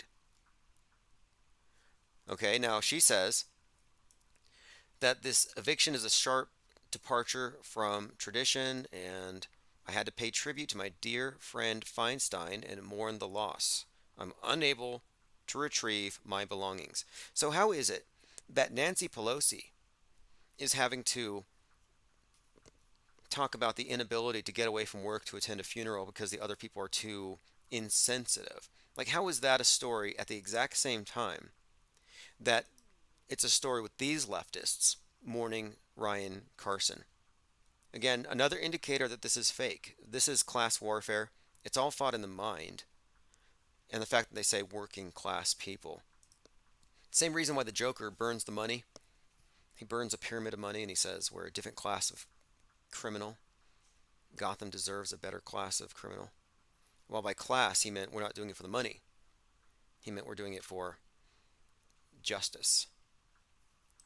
Here's a image, a still shot of the stabbing victim getting kicked by the assailant as his girlfriend is checking her dating app or whatever she was doing. Yeah, the girlfriend was a known Marxist. She had a shirt that said all cops are bastards, ACAB. She wrote quite a lot about this. That's why this is too perfect to be real. The irony of it. And here she is watching her boyfriend getting murdered. She doesn't scream. And there's another thing that stands out to me as hoaxy. There's another witness there, his girlfriend. And she says, oh, go after him. Go find him. So she sends the witness away in the direction of a knife-wielding maniac while her boyfriend is presumably bleeding on the ground, and neither of them apply direct pressure to his wounds. And he's stabbed 3 times.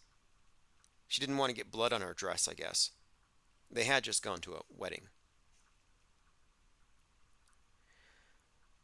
Pete Ripa says the Republican story seems scripted now, even sounds like the right side is winning. But it's really a small preparatory step for whatever the elites have planned in 2024. Yeah, exactly. This is vindication for the right wing. They're able to say, see, we told you so. And I want to, someone else notice here, working class people. They've raised $69,000. See, that's why I'm suggesting it's a grift. It's a psyop. It's just some street theater. But it's really, the twist here, though. The twist is that, yeah, you're talking about a psyop that makes the left look bad. What's the story there? Briefer, climate change is a threat multiplier. Climate change as a threat multiplier. It's a briefer I was looking at here. From climateandsecurity.com. It's a new phrase. I think last month we were talking about climate anxiety, which is a thing. Well, now they're saying that it creates such instability that it's a threat multiplier. Anytime I see these buzzwords, I kind of take note.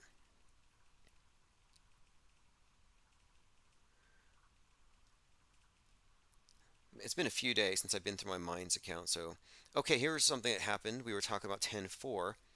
Did everybody get their emergency broadcast signal? I got mine. Nothing happened. I think it was 2 minutes early. We didn't have our 10 days of darkness. But I was thinking that anyone who went out there saying that we're going to have 10 days of darkness needs to take a 10-day vacation from Twitter. I think that's where we're at right now. We have too many doomsayers who are trying to be right on a big one, and I think that's missing the point. If you're always focused on trying to predict something in the future and be the first one to get it just right, you're not paying attention to the fact that we're not chasing news cycles here. The news cycle of abuse that keeps the codependent masses in psychological and emotional bondage to narcissistic media. Stepping off the world stage, having this off world stage perspective means we're not examining things in the context of a cycle. We're not counting down to a doomsday, which never comes. And it's always disappointing. It's like, oh, damn, the sky didn't fall today.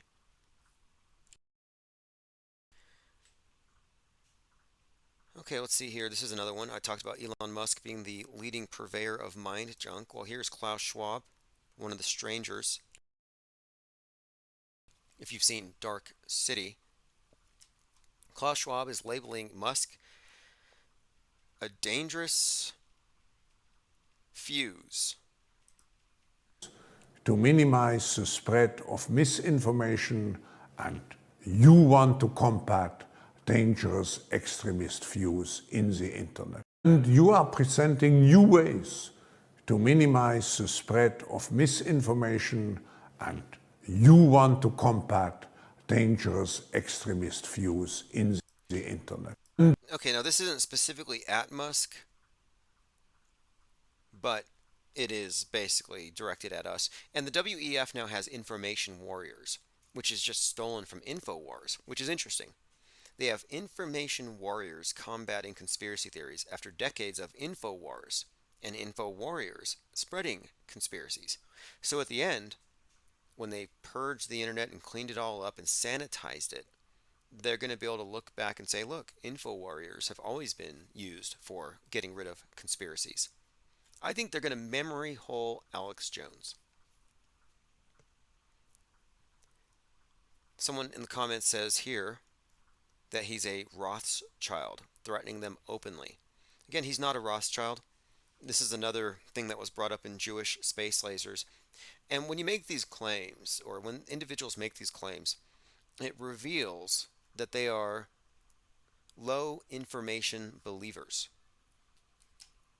Low information believers. Very low standards for believing things that massage their cognitive bias. And I'm not a low information believer. I'm not even a high information believer. I'm a non-believer. Big difference. I'm a knower. If I don't know something, I'm not going to claim to, believe it. And if I merely believe it, I make that distinction. Spooky says, Klaus isn't real. He's a computer-generated trigger key that was embedded into you when you were a teenager. That doesn't sound too far off. At a minimum, the archetype was embedded into you. Like, he's probably real. I've seen nerdy pictures of him when he's younger. But Dr. Evil, Anton LaVey, who's that bald-headed bad guy in G.I. Joe? Is it Dextro? I mean, this is an archetype thing. Then you have, who's that guy in Flash Gordon? Is it Ming the Merciless? I think that's the one. Ming the Merciless or something like that. Yeah, here we go. Destro. So Destro, like destroy, looks like a Klaus Schwab with that black outfit. Ming the Merciless is the guy from Flash Gordon, and I think he's the one that was the basis for Anton LaVey, or Anton LaVey was copying him, eyebrows and all. Another one of these archetypes. And then the strangers from Dark City are the secret rulers, and they all have the black robes, the black uniforms, the black uniform that Klaus Schwab is known to wear. Here you have them here. My point being, we have already been introduced to this archetype many times over. Oh, Jeff Bezos kind of fits the Dr. Evil. He has the Dr. Evil laugh. Dr. Evil has his headquarters in a space needle, and I think Bezos is associated with that. So my point of it is, Klaus Schwab is a real person. However, the archetype that he's embodying is pretty old. Same you could say for Trump. Trump's a real person, possibly twins, but he's embodying a role and an archetype that was created before he was assigned to that role. And they don't have to be real anymore, but something else I want to point out. The You don't have to introduce AI or computers. They've been using synthetic, hyper-realistic masks and movie magic to deep fake reality since 1946 is probably the real kickoff date for this fake age. And here's an interesting point. I think someone had brought this up before, is that, as I've been saying, they destroyed objective reality when they introduced the nuke. They put us into a movie. They reframed reality globally. Now we're in a global hostage situation. The bad guys can blow everything up. It's a big circular firing squad, and we're intergenerationally born into this hostage situation, Stockholm Syndrome. Totally controlled, movie based reality. We went deeper into the dream world with the moon landings and the space program. But it's all this idea that reality became a movie. Objective reality became secondary to this primary mental construct that we're all conditioned to live within. It's interesting to note that the decision to drop the atomic bomb was Truman and the Potsdam Declaration. The significance of Truman is that I think that's when we entered the Truman Show. The Truman Show, of course, is a reference to the movie where this person lives on a movie set. And he's, as Christoph, the director of the Truman Show, is he says that people will accept the realities that they're presented with. And that's one of the main themes of the movie. That we will accept the reality of that with which we're presented. And it literally is as simple as that.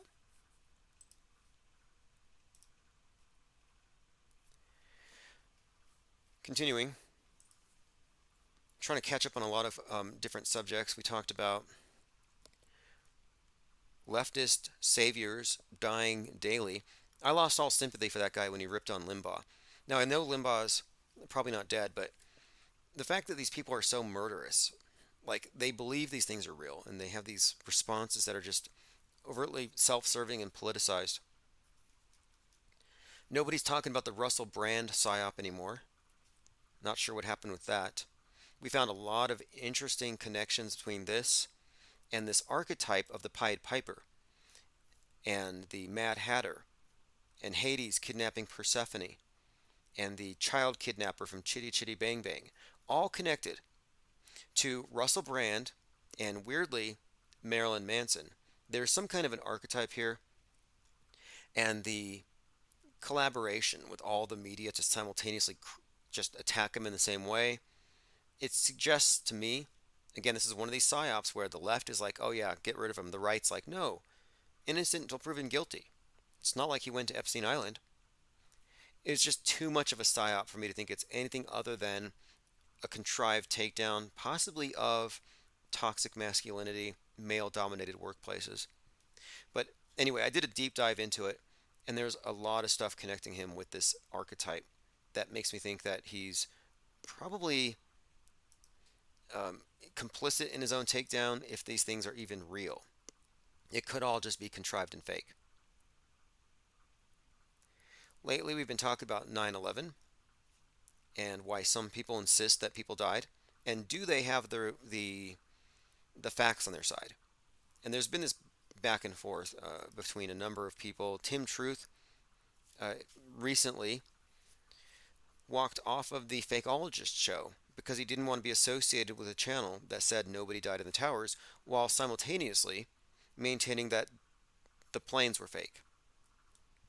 And that leads me to say that you can't say that 2/3 of the psyop involved fake bodies and no planes, but then you're offended when somebody says people did die or didn't die in the towers. Like, you've already falsified the idea that people were dying.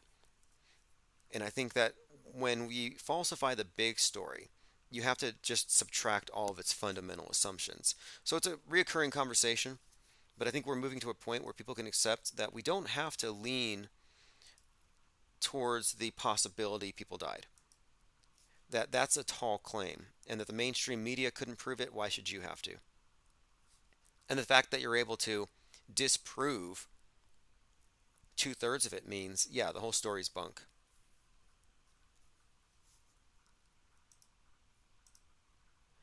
Jewish space lasers, the Rothschilds, and 200 years of conspiracy theories.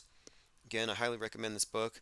And I'm just not going to take anybody's claims about Rothschild seriously if they haven't read the book, because it's very fact dense. And I think it's important that if you're going to stay cutting edge, if you're going to stay cutting fringe rather, we need to know what the counter narratives are to everything.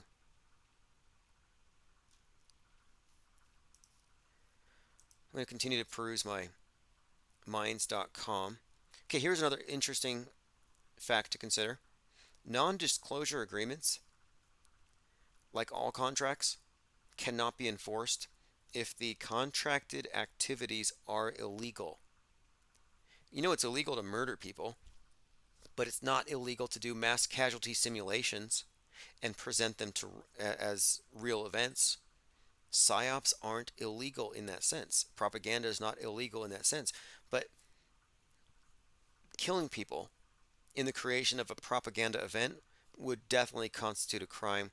And the people who are actors or stagehands, script writers, fringe characters who aren't even central to it, they wouldn't be bound to keep mass murders silent that they were a party to. I mean, to me, it's just insane that people still say that, oh, they're not talking like in Vegas. They're not talking over there in Vegas because NDAs. No, the NDA wouldn't prevent you from disclosing the fact that something evil or violent really truly happened. We were on a channel. If you haven't seen this yet, I'll put a link in the chat. This is from Woo's News. He got his YouTube channel back. This is from a couple weeks ago. It's the biggest channel to host an IPS video. It's 15,000 subs. How the government rewrote history. Infinite Plane Radio and Woo's News. Very important channel there, Woo's News.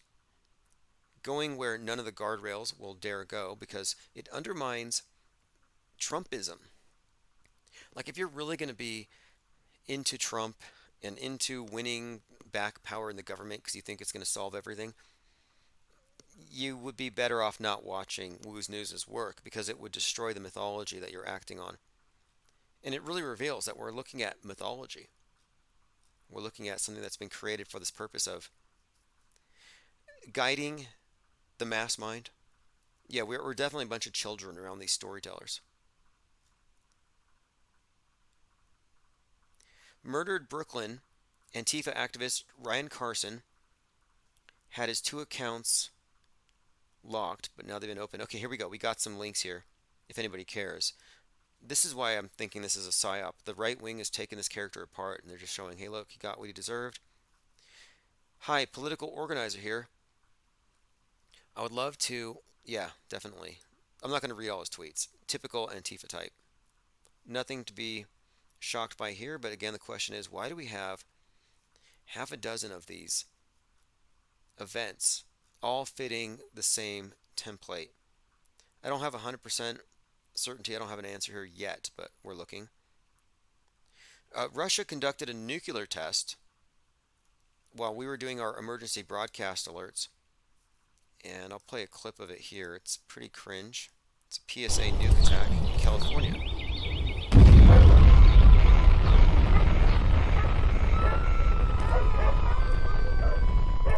Oh no, it's blown, the cloud is in the sky. Don't run, no fun, you've got to get inside. You don't need to be scared, you don't need to be loud, cause you can survive even a mushroom cloud if you...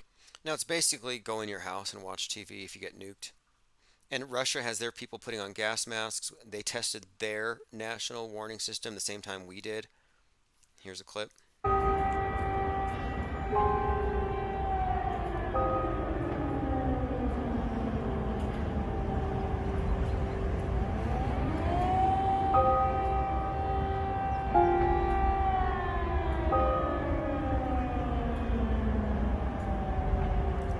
This is such old, stale propaganda. Who still falls for this stuff?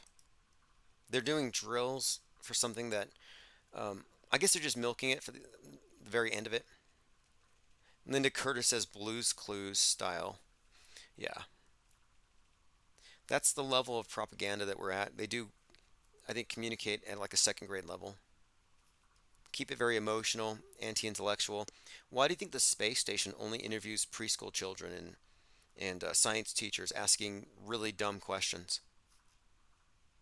Yeah, if you're looking at the screen, that's Zelensky in some kind of a tight-fitting jumpsuit, shaking himself like vigorously.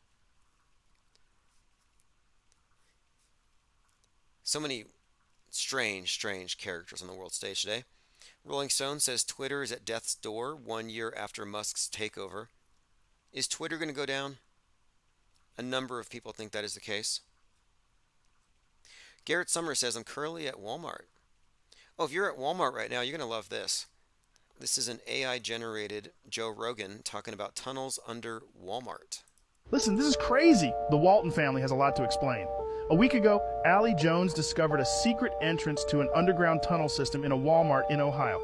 He started a live stream on Instagram. While exploring the tunnel system, he came across an extremely futuristic room with a portal that resembled the Nether portal from Minecraft. On each side of the portal, there were two devil statues. He decided to enter the portal, but as he went through, all that could be heard was a loud scream, and the connection was lost. When the police were alerted to the live stream and went to the Walmart, the tunnel system was still there, but a room with a portal was never found. Ali Jones has been missing since that live stream. What is the Walton family up to? Listen, this is crazy. Yeah, okay, now, the thing is, this was probably believed and assumed to be true by 90% of the people who heard this thing. And yeah, that is actually the case here. I'm scrolling through the comments, and for the most part, people think, yeah, it's true. There are tunnels under Walmart. Not a new story.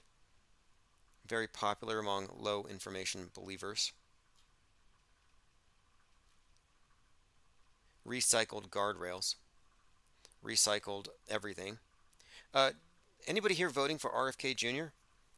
Here's RFK Jr. I think this might be before he lost his voice. Do I think they should be in jail? I think they should be enjoying 3 hots and a cot at The Hague. 3 hots and a cot at The Hague.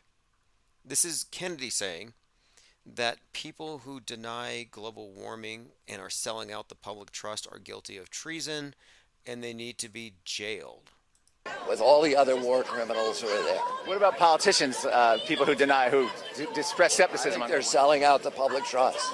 And, you know, I think those guys who are doing the Koch brothers bidding and who are against all the evidence of the rational mind are saying that global warming doesn't exist, that they are contemptible human beings. And that I'm a contemptible human being, according to RFK Jr. Find it questionable that he lost his voice at 42, or he started to suffer from something at 42. This is the age at which his father died. Interesting number.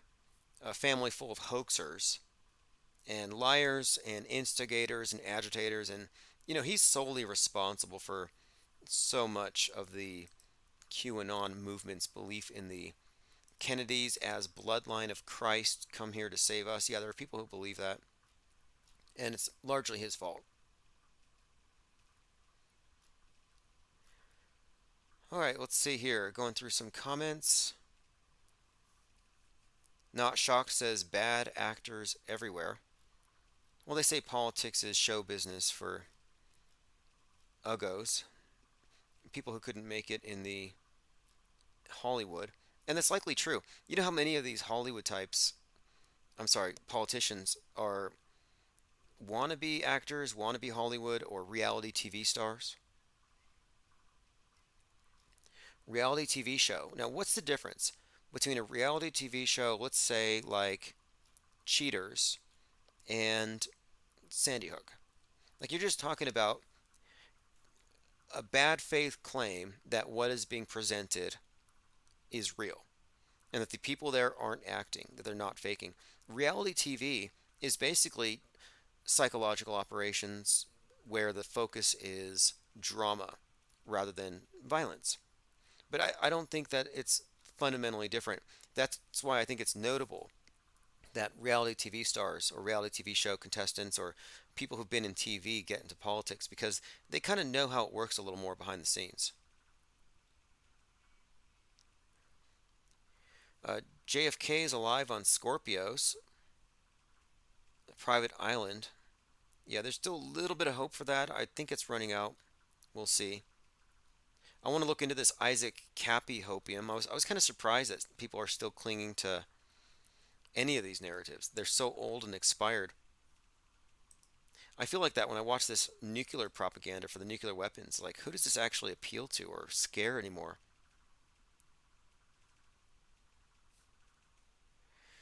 Jennifer Reese says one of the first reality TV shows, The Real World, was on MTV. Right? MTV with their Astronaut on the Moon trophy. And that's probably where the conditioning started. Like, I've been talking about the dumbing down, the visual illiteracy that has been intentionally cultivated by getting rid of realistic and aesthetically pleasing works in cinema and replacing it with cheap CGI. Yeah, it wasn't to save money. It was all about dumbing down our capacity to tell the real from the fake. And they've succeeded at that. They have definitely succeeded in dumbing down our ability to tell the difference between real and fake. And I think they use reality TV to also muddy the waters. Reality TV is there to make it easy for people to see contrived stuff and experience it as real when it would have to have been guided or directed. It's fake spontaneity, but they've managed to convince people it's real. Oswaldo says there's a new MAGA movie about how they're being swatted for their beliefs. And all these swattings are fake, and swatting doesn't happen the way they think it does. Like, you can't just call in a SWAT team to go take your people out. But you can find all kinds of examples, like Steve Bannon was swatted during the War Room. And the founder of the Proud Boys, Gavin McGinnis, remember he fake swatted himself? He even fake went to jail. And I believe it was Owen Benjamin who spilled the beans on that one. Nick Fuentes, was he swatted? No, I know that MTG was swatted. Police raid MAGA King. January. There's so many examples.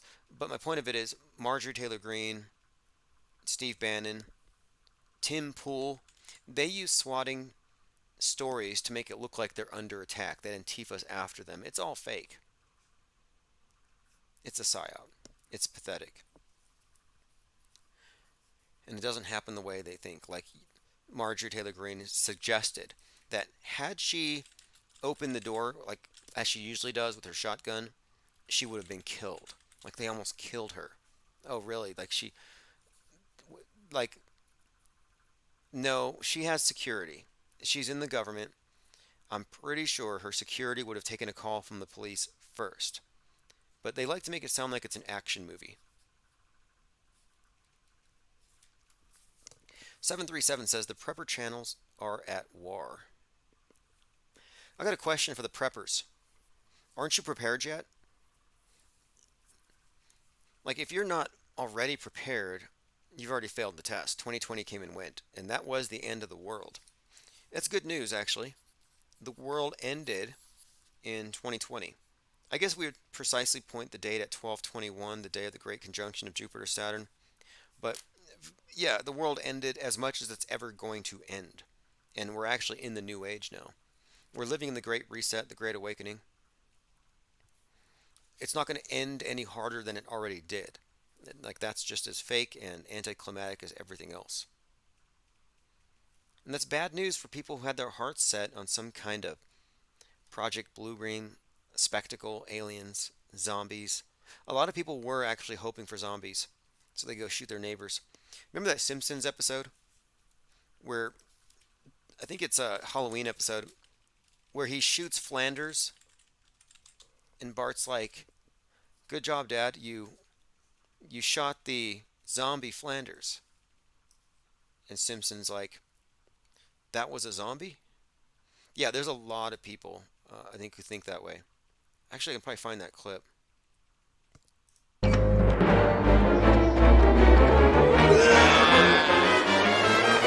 Hey, Simpson, I'm feeling a mite peckish. Mind if I chew your ear? Dad, you killed the zombie Flanders. He was a zombie? He was a zombie? Here's Mike Rothschild says it's fun to dunk on conspiracy theories like the EBS test will make us zombies, but this woman has profound delusions. And yes, you can find many examples of people who are definitely expecting it to be real.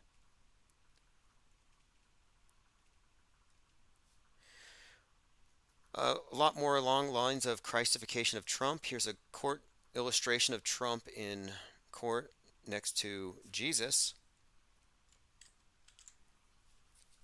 It's not Jim Caviezel, the Jesus. Doesn't look like the AI generated one from the Shroud of Turin. Alright, let's see what else we have going on. We'll likely come back and do phones late tonight. I'm here early because I'm doing some work. We had a lot of really good FAFOs of the day, like the YouTube prankster stabbed. And I think that we can go ahead and take these 4 liberal saviors who got killed as this week's FAFOs. They all found out. Not that I think these stories are true or real. I really don't. But all right, thanks for joining. We will be definitely live here probably this evening closer to 8 p.m. my time. I have a lot to catch up on. I'm shipping out like 50 paintings, mostly small baseball card size paintings, which if you want any of them, the prices are going up. And this isn't like a rug pull, it's not an S coin, it's not like any of those things, but the fact of it is the number of bidders is going up and the supply is really limited to what I can paint in a day. And that rate of painting is only going to increase so much. So if you want to go ahead and go to timosmond.art, I'll put a link below. And I'm about to release a series of penguin paintings. This is Chief Crow, Auto Hoax, or GTFO. Archives will be in the email.